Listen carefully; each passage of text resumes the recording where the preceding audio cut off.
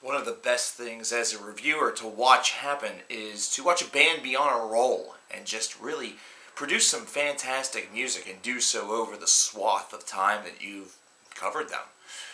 With the Black Dahlia Murder, for example, the first album that we touched base on this channel, I believe, was Ritual. And with Ritual, the very first thing, one of the declarations that was made during that review was the fact that even though it was a very strong album and definitely had a lot to offer, the best seemed to really be yet to come from this band, and not to be surprised if the next album was the one that blew people away.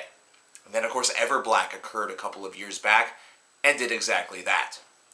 So here in 2015 with Abysmal, the Black Dahlia Murder do have some expectations to really supersede, and they have a little bit of pressure on them.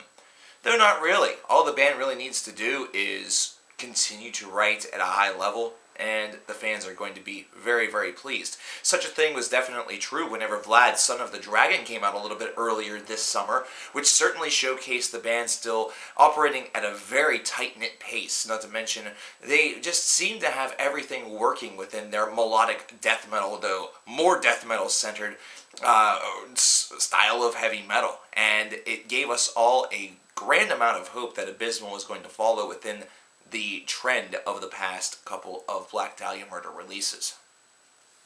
But now that you listen to the entirety of Abysmal with this 10 tracks, you notice, first of all, that it's 7 minutes shorter than the aforementioned Everblack. And it seems as though the only two songs that are above the 4-minute mark are the very first and the very last, the bookends songs. Uh-oh, that concept is coming back into play of bookends, having a strong opener and a strong finisher. Does this one have it? Well, we might as well check that one off the list. Ding! Might as well call that one of the 3 things that you need in order to have a really good album. I would make a fancy graphic, but fuck that. Second of all, we need to talk about just the overall composition, how the value of this work really compares to what Everblack and Ritual have set up.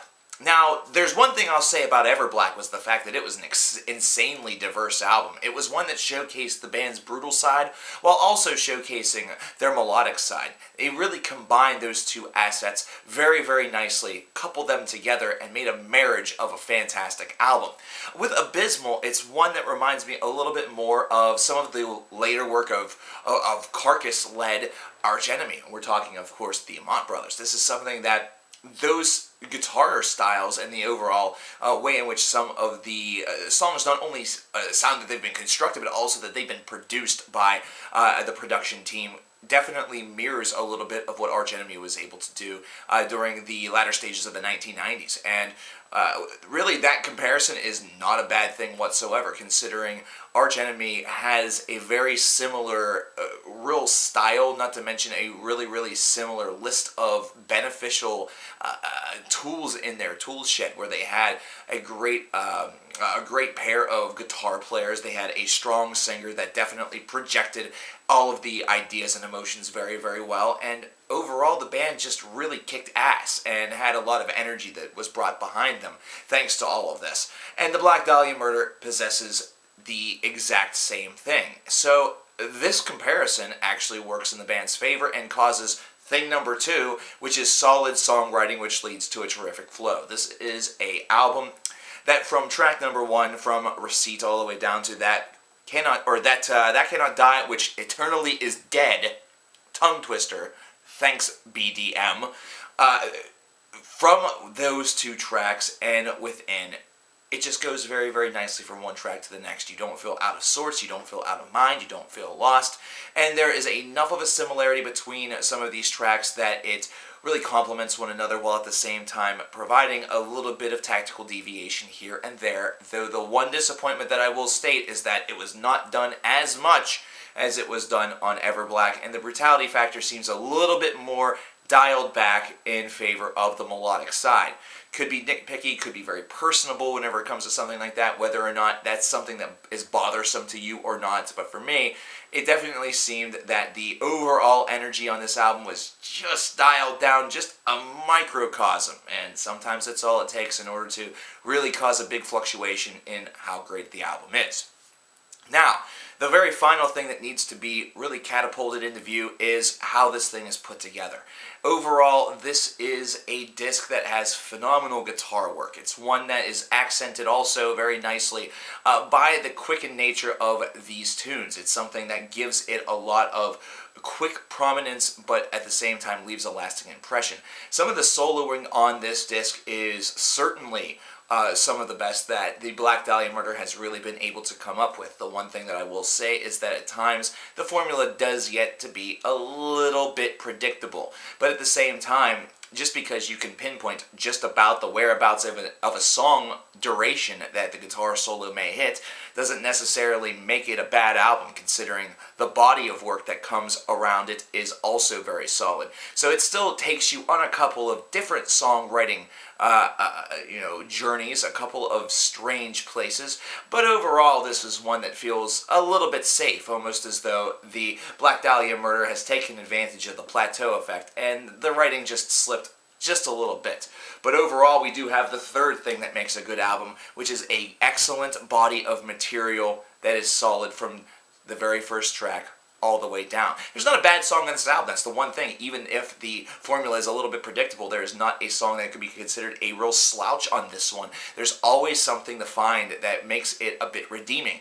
Even on ones where it seems that a little bit more is being paid attention to atmosphere and sort of slogging along, as opposed to going full tilt boogie throughout the entirety of the track, it's something that provides a little bit of difference. It provides a little bit of dissimilarity, which is a good thing, which is what you're actually hoping for. With an excellent flow, with an excellent body of songs, and with great bookends, you have yourself a great album. It's something that's almost guaranteed. And the Black Dahlia Murder do deliver this. Now here's where it gets to be a little bit nitpicky. This is where we get to the tit-for-tat bullshit. The Black Dahlia Murder with Ritual really scored very, very well. With Everblack, they got themselves propelled right into the top 10 mix with ease. This album is not quite there. Abysmal has a lot of great things to offer. Refaced has just a phenomenal guitar solo in it, and just the body of work that's on that song is exquisite, and the same thing could be said for really most of the first half of the disc. The Fog kind of feels like it lugs a little bit. Asylum, though, really brings it back, and the finale, which I will once again struggle through, That Cannot Die, which eternally is dead, is one that finishes the album on a strong note. But even with all of that said, I feel like the material that Everblack presented had just a little bit more to offer, and this just feels a little bit too geared around a generalized safety net, and there was just not quite enough branch out that occurred in order for this to feel like it was on the same level of legend that Everblack was able to really deliver us a couple of years ago. But with that being said, this is still a strong album by another band that is aiming to make December just a hellish landscape for a reviewer trying to construct a top 50 list. If you happen to know one of those guys, they're going to have a hard time, considering this is a 90 out of 100 strong album, 4.5 stars out of 5. Definitely highly recommended material right here, considering the Black Dahlia Murder is just on a great freaking roll. Even with some of these songs feeling formulaic, they still throw in surprises with the guitar work. They still throw in surprises just with generalized concept, and just feel like they have endless amounts of energy to give, and that energy is very infectious. That's the big thing. That's what causes them to be set apart. If you don't go into this looking for energy or understanding that what they give is energy, then there's a good chance you're not going to get into this album. It's probably not going to be for you. But for those individuals that have maybe listened to some discs that feel devoid of energy completely, this infectious energy is going to really jump out of your playback device with relative ease.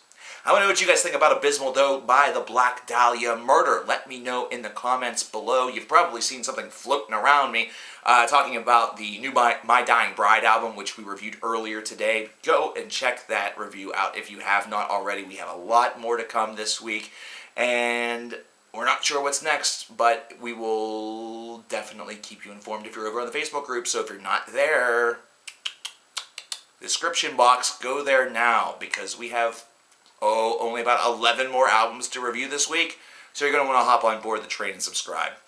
Talk with me about what you thought about Abysmal in the comments, and we will talk and reconvene later. I'm Cover Killer Nation, and goddamn, Review-a-Palooza is just beginning.